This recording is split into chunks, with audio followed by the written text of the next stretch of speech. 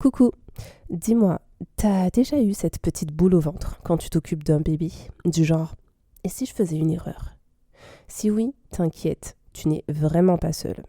C'est une angoisse que quasiment toutes les AP ressentent à un moment ou à un autre. Et crois-moi, c'est normal. Aujourd'hui, on va voir d'où vient cette peur, pourquoi elle est totalement légitime, et spoiler, tu n'es pas un robot, et surtout, je vais te partager des astuces concrètes pour l'apprivoiser. Parce que oui, on peut calmer ce stress et se sentir plus sûr de soi. On va commencer par cette question. Pourquoi cette angoisse existe? Déjà, soyons clairs. S'occuper d'un bébé, c'est pas du tout en fait comme si tu allais préparer un café. Tu as entre les mains un petit être fragile et là, la responsabilité forcément te pèse. Dans ce cas-là, c'est totalement logique que ton cerveau se mette en mode alerte rouge, warning, à la moindre erreur potentielle. Et puis, il y a ce fameux sentiment d'incompétence, surtout si tu as un stage ou que tu débutes dans le métier. Tu observes tes collègues plus expérimentés et là, là, tu te compares. Je suis trop lente. J'ai pas les bons gestes.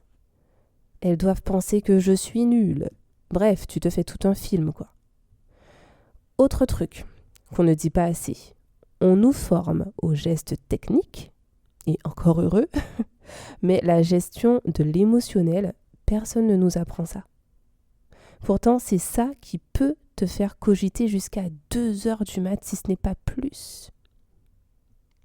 Alors pourquoi c'est normal de ressentir cette angoisse? Un petit rappel essentiel. C'est ok de ressentir cette peur. Ce n'est pas une preuve que tu es incapable. C'est juste ton cerveau qui te dit « Hey, ce que tu fais là, c'est important. » En fait, cette angoisse, c'est même un bon signe. Parce que ça veut dire que tu prends ton travail à cœur et que tu te soucies vraiment du bien-être des enfants. Et puis, tu n'es pas seul à ressentir ça, encore une fois. Toutes les AP, à un moment donné, se sont demandé « Et si je faisais une boulette ?» Donc, comment apprivoiser cette angoisse? Maintenant qu'on a démystifié tout ça, on va parler solutions. Premier point, reconnaître la peur au lieu de la nier. Plus tu essayes de l'étouffer, plus elle grandit. Dis-toi plutôt « Ok, je suis inquiète parce que je veux bien faire. » Et rien que ça, hop, c'est déjà un pas pour calmer cette angoisse-là. Deuxième point, ramène-toi au moment présent. La plupart des angoisses viennent d'un film catastrophique, on se projette de fou. Et si je faisais tomber le biberon, en plus sur des choses, mais vraiment, il n'y a que toi qui vois, quoi. Et si j'oubliais un truc, il y a toujours ces petites voix-là qui viennent toujours nous perturber. Mais franchement, à ce moment-là, recentre-toi sur ce que tu fais. Là, maintenant. Une chose à la fois. Troisième point, sois organisé, mais flexible. Avoir des repères clairs, comme une petite checklist mentale, ou mieux, un carnet d'organisation, un carnet tout court, un truc. Tu as un truc palpable que tu vas écrire pour justement ne pas avoir tout dans ton esprit.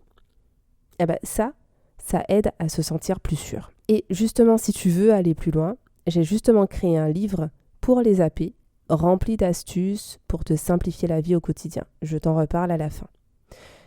Dernier petit point, ose demander de l'aide. Tes collègues ne sont pas là pour te juger. En théorie. En théorie. Mais partons du principe qu'elles sont bienveillantes. Donc, dans ce cas-là, elles ne sont pas là pour te juger. Si tu as un doute, pose la question. On ne te demande pas d'être parfaite. Juste d'être pro et humaine.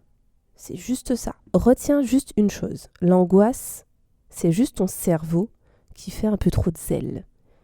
Ce que tu ressens, c'est normal. Et surtout, tu es capable de le gérer.